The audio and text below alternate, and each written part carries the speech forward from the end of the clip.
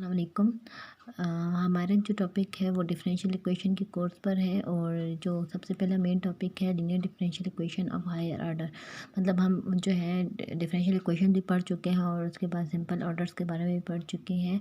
अब हम जो है अब हायर ऑर्डर की तरफ जा रहे हैं। लीनियर डिफरेंशियल इक्वेशन को अगर मैं आप लोगों को थोड़ा सा रिकॉल करा दूँ कि लीनियर डिफरेंशियल इक्वेशन क्या होता है। लीनियर डिफरेंशियल इक्वेशन वो इक्वेशन होती है कि जिसमें आपके पास जो डिपेंडेंट वेरिएबल होता है और उसके डिपेंडेंट वेरिएबल जो होता है और उसके जो डेरिवेटिव्स होते हैं उन सब की जो डिग्री होती है वो क्या होती है, ऑर्डर वन। डिपेंडेंट वेरिएबल कौन सा होता है, वाई इस केस में डिपेंडेंट वेरिएबल है और एक्स जो है वो इंडिपेंडेंट वेरिएबल है। इन सब की जो पावर है वो क्या है, अगर आप लोग देखें मैं इसको ऐसे ही लिख रही हूँ कि इन सब की जो पावर्स हैं वो क्या है, वन है।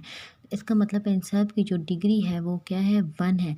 और आर नॉट मल्टीप्लाइड टुगेदर, कोई भी डेरिवेटिव किसी वाई का फंक्शन नहीं है साथ में और सब की जो है पावर जो है वो वन है। डेरिवेटिव और वाई जो है आपस में मल्टीप्लाई नहीं हुए हुए हैं या डेरिवेटिव आपस में मल्टीप्लाई नहीं हुआ हुआ, इन सब की डिग्री जो है वन है और कोई भी किसी के साथ मल्टीप्लिकेशन में नहीं है, सब एक ही मर्तबा है। अगर ये डेरिवेटिव है nth ऑर्डर का तो n-1 अकेला है, n-2 अकेला है, सिंपल सिंगल वाला अलग है, y अलग है, कोई भी आपस में ना मल्टीप्लाई हुए हैं और सब की जो वो है डिग्री है, सब की डिग्री क्या है, वन है, किसी के ऊपर स्क्वायर वगैरह नहीं है।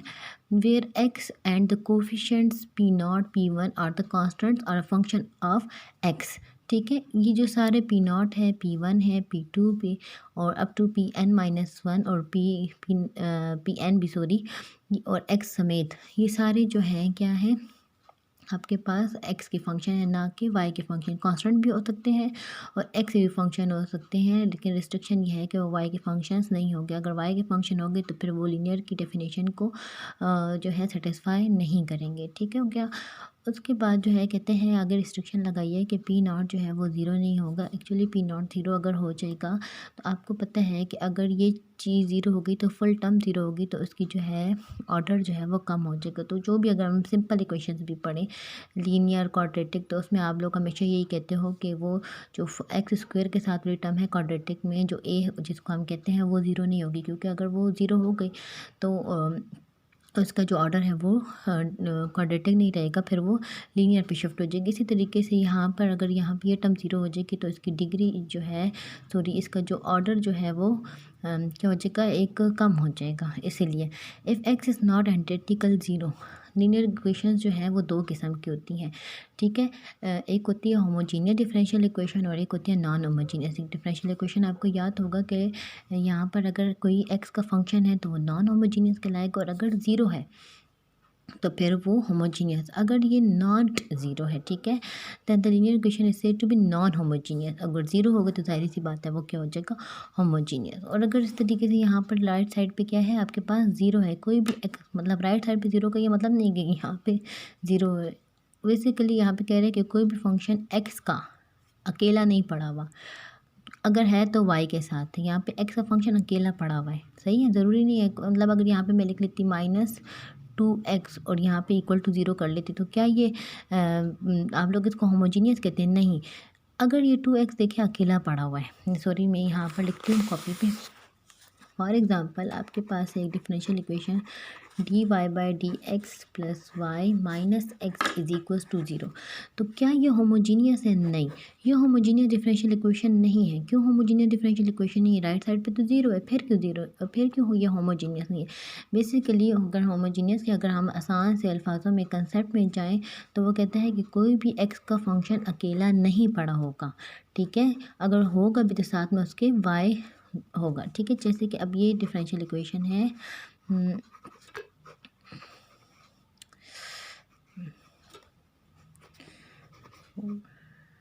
y -3x² = 0। ये भी आपके पास देखिए यहाँ पर इसके साथ तो x है, ठीक है, ये किसी के y के फंक्शन डेरिवेटिव के साथ मौजूद है। ये अगर है ये 4 जो है वो y के साथ है, लेकिन x जो है आपके पास अकेला पड़ा हुआ है, x का फंक्शन अकेला पड़ा हुआ है, तो ये होमोजीनियस डिफरेंशियल इक्वेशन नहीं कहलाता। जबकि आपके पास अगर ये इक्वेशन में लिख लूँ dy/dx 9x² - 3xy is equals to 0। ये होमोजीनियस है क्योंकि अगर 9x² है ये y के फंक्शन के साथ है और 3x है तो वो भी y के साथ है, ठीक है। तो कोई भी x का फंक्शन अकेला नहीं पड़ा हुआ, इसीलिए ये जो है वो होमोजीनियस है और ये नॉन होमोजीनियस है, ठीक है। टिक लगा रही हूँ इसका मतलब होमोजीनियस और ये क्रॉस लगाए तो इसका मतलब ये दोनों नॉन होमोजीनियस है, ठीक है। अच्छा जी, अब हम आगे आते हैं। फॉर एग्ज़ाम्पल, अब इन्होंने ख़ुद भी एग्ज़ाम्पल दे दी। 4x³ y triple dash plus 3xy double dash minus 2y dash plus 6y is equal to sine x। अब देखो यहाँ पर x का फंक्शन अकेला पड़ा हुआ है और राइट साइड पे पड़ा है, लेफ्ट पे हो के राइट पे हो, लेकिन साइन का फंक्शन तो सॉरी x का फंक्शन तो अकेला पड़ा हुआ है ना। तो ऐसी इक्वेशन हमारे पास क्या कहलाती है? Non homogeneous linear differential equations. But यहाँ पे इसकी जो ऑर्डर है वो क्या है? सबसे हाईएस्ट डेरिवेटिव कितना इन्वॉल्व है? 3 इन्वॉल्व है। सबसे किसी भी इस डिफरेंशियल इक्वेशन में हम ज़्यादा से ज़्यादा कितना डेरिवेटिव आपको नज़र आ रहा है? 3। तो third order ordinary differential equation, ठीक है। ये सब कुछ हम पढ़ चुके हैं। ऑर्डिनरी क्या होता है, लीनियर क्या होता है, पार्शियल क्या होते हैं, तो उसकी मैं डेप्थ में नहीं जा रही, ठीक है। तो हम जो अपना मेन टॉपिक है उस पर फोकस करते हैं। उसकी जो छोटी छोटी बातें जो हम ऑलरेडी पहले डिस्कस कर चुके हैं, तो उसकी डेप्थ में हमें जाने की कोई ख़ास ज़रूरत नहीं है। y double dash minus 3y dash plus 8y is equal to 0। अब कोई भी एक्स का फंक्शन नहीं है जो अकेला पड़ा हुआ हो, ठीक है। ये सारे एक्स के फंक्शन हैं लेकिन कांस्टेंट फंक्शन है विद रिस्पेक्ट टू एक्स, ये कांस्टेंट है, ठीक है। कांस्टेंट टर्म्स है, एक्स का फंक्शन भी बोल सकते हो कि विद रिस्पेक्ट टू एक्स ये कांस्टेंट फंक्शन है। और या तो आप ये भी कह सकते हो कि इसके जो कोएफिशिएंट्स हैं वो क्या हैं? कांस्टेंट नंबर्स हैं, ये भी बोल सकते हो, एक ही बात होगी। लेकिन कोई भी ऐसा फंक्शन आपके पास नहीं है एक्स का जो कि अकेला पड़ा हुआ हो, तो ऐसी डिफरेंशियल इक्वेशन आपके पास क्या कहलाती है? होमोजीनियस। और ये लीनियर है क्योंकि आपके पास y की सब की डिग्री जो है वो 1 है और कोई भी y का डेरिवेटिव और y जो है साथ में मल्टीप्लाई नहीं हो रहा। और सबसे हाईएस्ट डेरिवेटिव कितना इन्वॉल्व है? 2 इन्वॉल्व है। तो इसका मतलब है कि ये लीनियर है, होमोजीनियस है, सेकेंड ऑर्डर है और डिफरेंशियल इक्वेशन है। और पार्शियल भी नहीं है, ऑर्डिनरी डिफरेंशियल इक्वेशन है, ठीक है। अच्छा जी, here the word homogeneous does not have the same sense as in case of homogeneous linear equation, ठीक है। यहाँ पे वो दूसरे वाली यहाँ पे here the word homogeneous does not have the same sense. हमने जो फर्स्ट उसमें जो हम एग्जैक्ट के बारे में पढ़ रहे थे वो जो है उसका सेंस और इसमें होमोजीनियस का सेम सेंस नहीं है, ठीक है। वो फर्स्ट ऑर्डर के बारे में था, ये अब हम हायर ऑर्डर की तरफ आ गए। फर्स्ट ऑर्डर के हम कंसेप्ट को अब पीछे छोड़ चुके हैं। Where the coefficients are homogeneous function, जहाँ पर आपके पास ये जो क्या था? होमोजीनियस फंक्शन था, ठीक है। हमने एग्जैक्ट डिफरेंशियल इक्वेशन में पढ़ा था। यहाँ पे नोट दिया है कि इस होमोजीनियस का वो मतलब नहीं है कि वो होमोजीनियस फंक्शन वाला, ये अलग सी चीज़ है, ठीक है। अब हमारे पास linear differential equation with constant coefficient थी, आप लोगों को मैं पढ़ा चुकी हूँ, बट थोड़ा सा रिकॉल करा रही हूँ 8-10 मिनट में, ताकि आप लोग जो है आगे पढ़ो तो आप लोगों को कुछ बैकग्राउंड का आइडिया हो, ठीक है। यहाँ पर आपको क्या हेडिंग के दी हुई linear differential equation with constant coefficient. Differential equation होगी, लीनियर होगी, लेकिन उसके जो कोएफिशिएंट्स होंगे वो क्या होंगे? कांस्टेंट नंबर होंगे, ठीक है। We shall now consider in detail the linear differential equation with constant coefficient if P0 P1 are all constant. ये सारे जो नंबर्स थे यहाँ पे पिछली डिफरेंशियल उसमें P नाम दिए थे, यहाँ पे A नाम दे दिया, तो कोई फ़र्क नहीं पड़ा, ठीक है। और ऑल कांस्टेंट एक्स में और में नॉट बी कांस्टेंट। एक्स ज़रूरी नहीं है कि कांस्टेंट, लेकिन उसके जो कोएफिशिएंट्स हैं, linear differential equation with constant coefficient नाम से ज़ाहिर होता है कि उसके जो कोएफिशिएंट्स हैं, जो y के साथ नंबर्स हैं, सारे के साथ y के साथ जो फंक्शंस हैं वो सारे के सारे अब फंक्शंस नहीं होंगे, अब वो नंबर होंगे। तो ऐसे इक्वेशन को हम क्या कहते हैं? Linear differential equation with constant coefficient. और P0 को ही बात है कि ज़ीरो ने लिया। We make the leading coefficient unity by dividing each term of the equation by the coefficient obtain the equation of the form. अच्छा जी, यहाँ पर इन्होंने क्या किया है ये मैं आप लोगों को थोड़ा सा बता दूँ कि आप लोगों को थोड़ी सी आइडिया हो जाए कि यहाँ पर ये लोग क्या कह रहे हैं। P का नाम ले रहे हैं और लिखा हुआ A है, तो इसके बारे में भी डिस्कस करते हैं।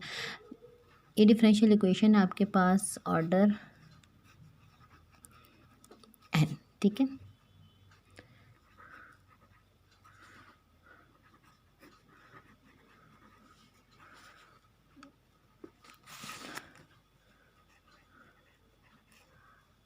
अच्छा जी, ये डिफरेंशियल इक्वेशन है ऑर्डर n। कहते हैं कि यहाँ पर अब P0 P1 Pn और दरमियान के सारे जो भी है ना, ये सारे जो हैं आपके पास क्या हैं, अब एक नंबर हैं। और फिर उसके बाद उन्होंने कहा है कि हम ऐसे करते हैं कि पहले वाले को 1 बनाते हैं, यानी कि हम पूरी इक्वेशन को P0 पे डिवाइड करते हैं। पूरी इक्वेशन को अगर हम P0 पे डिवाइड कर लेंगे तो यहाँ से P0 कैंसिल हो जाएगा, कैसे,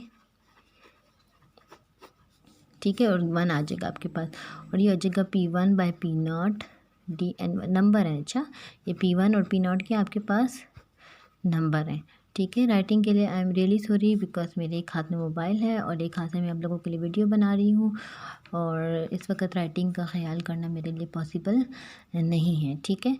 तो ये इसको फिर इन्होंने P0 मतलब एक नंबर, दो नंबर्स को हम डिवाइड करेंगे, वापस एक नंबर ही आएगा, तो उसको उन्होंने ए से रिप्रेजेंट किए हुए हैं, ठीक है, और बाकी सारा कुछ ऊपर से नीचे उतारा हुआ है, ठीक है। यहाँ पे इन्होंने यही बोला हुआ है कि P0 जो है 0 नहीं है। We make the leading coefficients के जिसके साथ सबसे ज़्यादा हाईएस्ट डेरिवेटिव ऑर्डर डेरिवेटिव है, उसको हम क्या कहते हैं, यूनिटी मतलब 1 बनाते हैं bye dividing each term of the equation by this coefficient. यहाँ पे P0 था तो ईच टर्म को हमने P0 पे डिवाइड किया and obtain the equation in the form. आपके पास इस तरह की इक्वेशन आपके पास आ जाएगी, और ये फंक्शन जो है वाकई एक्स का ही फंक्शन रहेगा, उसमें कोई फ़र्क नहीं पड़ेगा, सिर्फ कांस्टेंट ही चेंज होगा, लेकिन कोई फ़र्क नहीं पड़ेगा। यहाँ पे कहते हैं ए जो है सारे A1 से लेके सारे AN तक सारे जो है ये क्या है, कांस्टेंट नंबर हैं, ठीक है।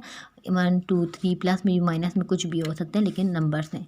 It may be observe that coefficient of highest order derivative which has been made unity does not introduce any loss of generality, ठीक है। तो यहाँ पे कहते हैं कि इसकी कोई फ़र्क हमें नहीं पड़ा कि अगर जनरल इक्वेशन पे कोई फ़र्क नहीं पड़ा, अगर हमने कोई नंबर यहाँ से डिवाइड कर दिया तो वो फिर भी वो लीनियर डिफरेंशियल इक्वेशन रही है, ऑफ ऑर्डर n रही है, ठीक है, और कांस्टेंट कोएफिशिएंट्स भी हैं उसके। अच्छा, अब लीनियर ऑपरेटर क्या होता है? लीनियर ऑपरेटर मैं आप लोगों को बता दूँ, इसके लिए एक डेफिनेशन है। कोई भी ऑपरेटर जो ये चीज़ सेटिस्फाई कर ले कि अगर आपके पास फॉर एग्ज़ाम्पल कोई भी ऑपरेटर है, ए ऑपरेटर है, ठीक है, और आप उसके साथ AX + BY, बेसिकली दो हमारे पास लीनियर ऑपरेटर क्या होता है, उसकी दो कंडीशंस होती हैं, और पहले मैं आपको बता देती हूँ। एक ऑपरेटर है ए, वो तब लीनियर होगा जब आपके पास AX उसके पास ब्रैकेट में हो और वो ए पे अप्लाई ना हो और डायरेक्ट जो है वेरिएबल पर अप्लाई हो, और एक वो कांस्टेंट उसके ऑपरेट अपने आप से बाहर निकाल सके। और दूसरा ये कि अगर दो प्लस हो रहे हों तो वो क्या करे कि फर्स्ट वाले पे अलग अप्लाई हो सके और दूसरे वाले पे अलग अप्लाई हो सके। ये दोनों अलग अलग क्या हैं, कंडीशंस हैं लीनियर ऑपरेटर के लिए। अगर आप फिर उन्होंने मैथ्स में हमने पढ़ा था कि अगर ये दो कंडीशंस को अगर आप कंबाइन करके कैसे कि कोई भी ऑपरेटर लीनियर तब होगा जब वो ये चीज़ सेटिस्फाई कर लेगा। अभी थोड़ी देर में आपको समझ आ जाएगी कि ये क्या हो रहा है, ठीक है। तो इसलिए टेंशन लेने की ज़रूरत नहीं है, ठीक है। आप लोगों के लिए शायद ये नया टॉपिक हो, ये लीनियर ऑपरेटर। फॉर एग्ज़ाम्पल बहुत बेसिक, ठीक है। फॉर एग्ज़ाम्पल आपके पास है एक इक्वेशन एक फंक्शन x² +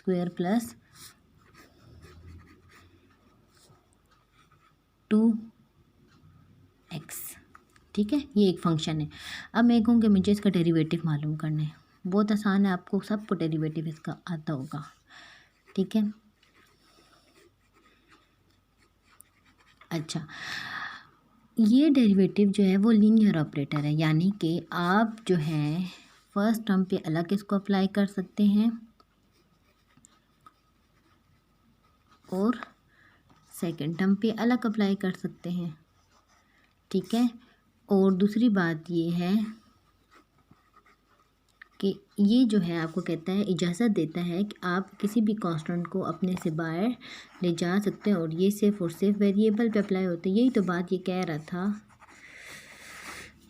कह रहा था कि कोई भी ऑपरेटर, ए ऑपरेटर जनरल नाम दिए, ए ऑपरेटर तब लीनियर कहलाएगा जब वो बारी बारी फर्स्ट टर्म पे और सेकंड टर्म पे अप्लाई हो सके और कांस्टेंट को भी बाहर निकाल सके, दो बातें उसमें हो।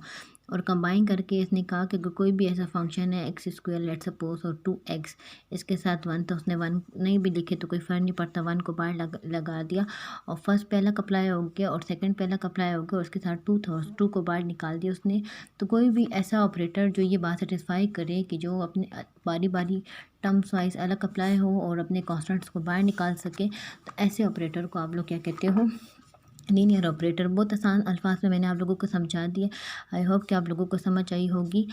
ऑपरेटर ए इज़ डिफाइन, इन्होंने भी ए नाम दिया, is define if there is a rule that which assign to each function which assign of each function u of a certain class another function. अच्छा, यहाँ पे उन्होंने ये जो डेफिनेशन लिखी, देखो एग्जांपल दे दिया, D by d x differentiation जो है, और ये कंडीशन भी लिखी हमने किसी ए एक्स और बी वाई लिए, उन्होंने C1 U1 लिए, तो कोई बात नहीं, ठीक है। U1 U2 ले लिया, 2 वेरिएबल्स ले लिए, 2 वेरिएबल्स और 2 कॉन्स्टेंट ले लिए, कोई बात नहीं। और फिर उसके बाद जनरल में भी ये बात सेटिस्फाई होती है इतनी बड़ी इक्वेशन के लिए भी, ठीक है। उसके बाद अब आपके पास है द फंक्शन। अच्छा, ये डेफिनेशन क्या है, the sum of two operator A and B is an operator A plus B defined by two operator A and B is an operator. किसी भी दो ऑपरेटर्स को सम करो तो वो भी एक ऑपरेटर कहलाता है, वो भी एक ऑपरेटर होता है। और ये सारी जनरल बातें हैं, इसके डिस्कस करने की हमें ज़रूरत नहीं है। अच्छा, यहाँ पर आगे आपको बता रहा है कि, अच्छा यहाँ पे बता रहा था लीनियर ऑपरेटर होता है, लीनियर ऑपरेटर डिफरेंशियल जो है वो लीनियर ऑपरेटर है। उसके बाद कहता है कि हम डी बाई डी एक्स को बड़े डी से रिप्रेजेंट करेंगे और d by d x with respect to y को डी वाई से, और डबल डेरिवेटिव को डी स्क्वायर के, ट्रिपल डेरिवेटिव को डी क्यूब के, और एन वाले डेरिवेटिव को डी एन से रिप्रेजेंट करेंगे। ये बेसिकली ऑक्सिलरी इक्वेशन बनाने के लिए हमें तैयार कर रहा है, ठीक है। जैसे हम किसी चीज़ को तैयार करते हैं ना, किसी मशीन को, ये अब सारा बैकग्राउंड लेकर एक ऑक्सिलरी इक्वेशन बनाने के लिए हमें जो है मटेरियल प्रोवाइड कर रहा है, ठीक है। The symbol D is differential operator, ठीक है। डी बता रहे डिफरेंशियल ऑपरेटर है, ठीक है, डी बाई डी एक्स है। अच्छा, अब कहता है कि अगर हम d by for sake of convenience we usually write, convenience के लिए कि मतलब एक सिंबल से डिनोट कर लिया।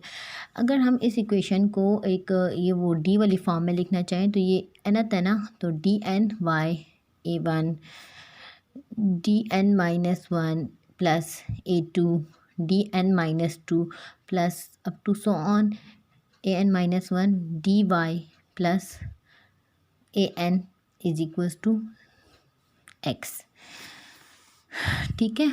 और वाई भी आएगा, सॉरी यहाँ पे। अब आपके पास है डी एन प्लस A1, अब वाई सब में कॉमन है, ठीक है। वाई इसमें भी है, इसमें भी है, इसमें भी है, इसमें भी है, इसमें सब में, तो बस इन्होंने जनरली लिख लिया d n A1 d n minus 1 सब सब सब सब, और आखिर में ले लिया y is equal to x. तो आपको ये नहीं लगता ये कि ये सारा जो है फंक्शन है डी का, ठीक है, ये सारा फंक्शन है डी का। वेयर द पोलिनोमियल, ये एक पोलिनोमियल टाइप बन गया, where the polynomial this is an nth order differential operator, ये एक nth ऑर्डर एक ऑपरेटर बन गया।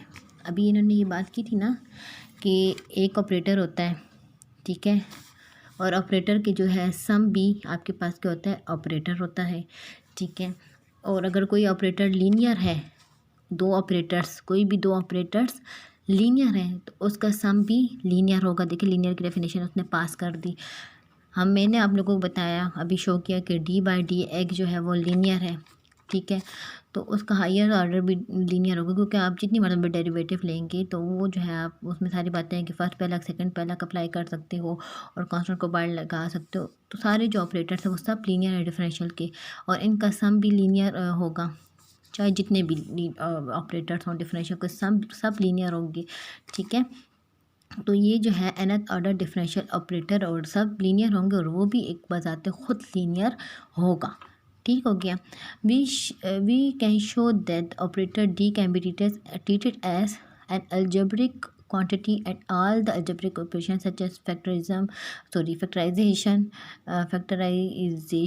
resolution into partial fraction, expansion, etc. can be performed on the polynomial fd provided that coefficient of all powers of d are constant, ठीक है। कहते हैं कि ये भी एक पोलिनोमियल की तरह हम इसको ट्रीट कर सकते हैं, और ये जो है और ये तब हो सकते हैं जब ऑल पावर्स क्या हो, कांस्टेंट हो। Following are some important properties of polynomial differential operator के आपके पास कोई भी पोलिनोमियल डिफरेंशियल ऑपरेटर हो तो उसमें कुछ प्रॉपर्टीज़ जो हैं वो होल्ड करती हैं। मतलब कोई भी ये डी जो है आपके पास क्या था, ऑपरेटर है, इन सब का सम भी है जो ऑपरेटर होगा, और ये सब लीनियर ऑपरेटर भी होंगे, और जो भी ऑपरेटर हो तो जिनकी पावर जो है कांस्टेंट नंबर हो, ठीक है, तो वो क्या होता है आपके पास उनमें कुछ प्रॉपर्टीज़ पाई जाती हैं कि उसमें कम्यूटेटिव प्रॉपर्टी, एसोसिएटिव प्रॉपर्टी, और commutative property with respect to multiplication, associative property with respect to multiplication, और ये डिस्ट्रीब्यूटिव